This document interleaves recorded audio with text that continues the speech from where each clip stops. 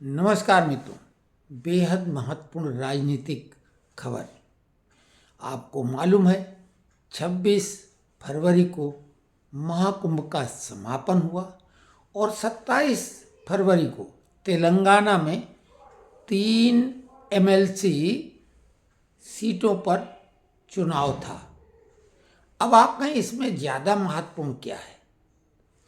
महत्वपूर्ण ज़्यादा ये है कि विपक्षी यानी इंडिया अलायंस अक्सर आरोप लगाती है कि भाजपा चुनाव में गड़बड़ी करा लेती है, ईवीएम में गड़बड़ी करा लेती है, वगैरह वगैरह, यानी फेयर चुनाव नहीं होते हैं।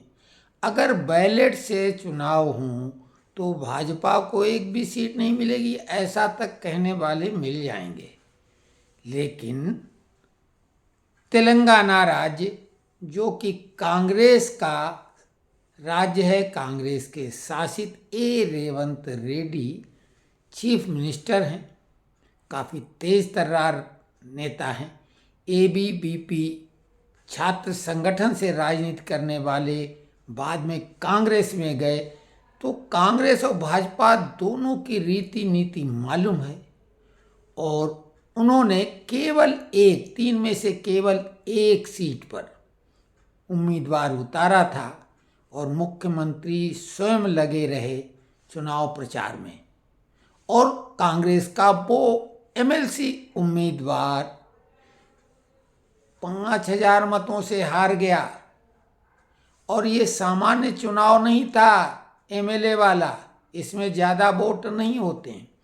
तो आपको पूरी बात बता दें, साथ में अरविंद केजरीवाल जो ईवीएम और तमाम आरोप लगाते हैं, साथ में वो एक बात और कहते हैं, पढ़े लिखों की बात।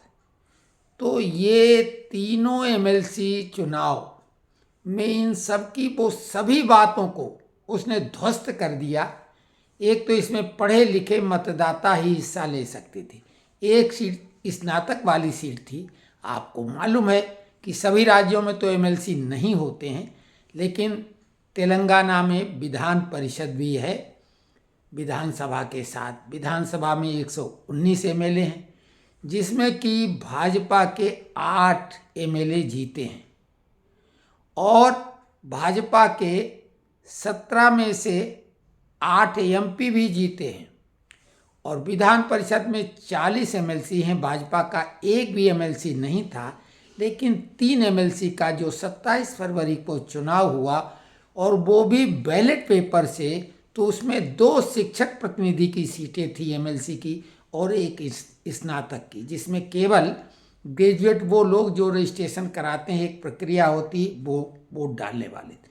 साथ में एक और अद्भुत बात कि ये इनके जो कोर वोटर हैं इंडिया अलायंस के लिए, जिसके फेविकोल के जोड़ से ये सब एकजुट हुए मुस्लिम वोटों के लिए, ये वही क्षेत्र है मेडक, निजामाबाद, आदिलाबाद, करीमनगर। ये स्नातक सीट थी, कांग्रेस अपना मानती थी। कांग्रेस ने अपने उम्मीदवार को मैदान में उतारा, नरेंद्र रेड्डी, और उनके मुकाबले भाजपा के चौधरी अंजी रेड्डी मैदान में थे स्नातक सीट पे, और उन्होंने नरेंद्र रेड्डी को 5000 भारी भरकम वोटों से हराया, जबकि मुख्यमंत्री प्रचार कर रहे थे। 2 सीटों पर कांग्रेस ने उम्मीदवार नहीं उतारा। तो एक सीट पर तो निर्दलीय, जिस पर ये अंजी रेड्डी जीते हैं, इस पे जो शिक्षक वाली सीट थी उस पे निर्दलीय उम्मीदवार जीता। लेकिन शिक्षक वाली दूसरी सीट जो थी, वारंगल, खम्मम, नलगोंडा, वहाँ पर भाजपा का उम्मीदवार जीता। 3 में से 2 भाजपा ने और 1 निर्दलीय ने सीट निकाली। कांग्रेस, बीआरएस, एआईएमएम जो कि घोर विरोधी थे, उनका सुपड़ा साफ हो गया। पढ़े लिखों ने वोट डाला, बैलेट पेपर से चुनाव हुआ, और ये है प्रभाव महाकुंभ का। अब आप ये समझ लो, ज़्यादा डिटेल में न बताएं, विश्लेषण स्वयं करें कि ये लोग जो ईवीएम पर आरोप लगाते हैं या गड़बड़ी का, तो ये तो तेलंगाना कांग्रेस शासित राज्य है और इसमें प्रधानमंत्री और बड़े बड़े नेता चुनाव प्रचार करने नहीं गए थे। जी किशन रेड्डी जो हैं वही प्रचार वहाँ कर रहे थे। तेलंगाना के हैं तो वो वहाँ प्रचार किया उन्होंने, उनकी टीम ने, हालांकि उन्होंने जम के किया, लेकिन भारी अंतरों से 2 सीटें भाजपा ने जीती, 1 निर्दलीय ने। तो अब आप खुद समझ लें कि दक्षिण क्या उत्तर दे रहा है इन लिब्रांडू गैंग वालों को, क्योंकि 26 फरवरी को महाकुंभ समापन और 27 को डुबो दिया महाकुंभ के प्रभाव ने।